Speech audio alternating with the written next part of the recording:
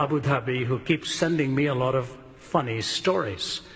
I don't know whether it's because he thinks I'm not funny enough or whether he's just hoping I will quote him one of these days.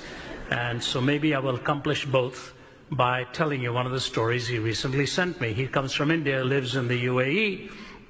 Actually, his son goes here to Moody. He sent me this story some time ago. He said, did you hear of this Indian who was flying with Einstein next to him? You can already tell the imagination is being stretched. So this Indian guy is sitting next to Einstein, and Einstein says, you know, it's a long flight. Why don't we have a competition? I'll ask you a question, and if you can't answer it, you give me $5. Then you can ask me a question, and if I can't answer it, said Einstein, I'll pay you $500. The Indian guy, you know, thought this is a great deal. If I can't answer it, $5. If he can't answer it, $500. So he told Einstein, all right, you go first. So Einstein said, how far is the moon from the earth? And the Indian thought and thought. He said, you know what, I really don't have the exact answer. Here's $5. Then he looked at Einstein and said, what goes up a hill with 3 legs and comes down with 4?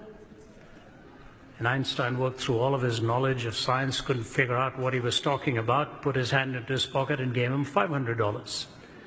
Einstein's turn again.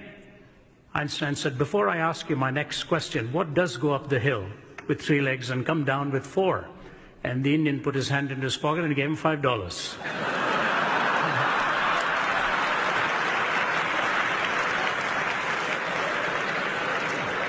So the moral of the story is never get into a Q&A game with an Indian, especially if money is involved. One way or the other, they'll find it.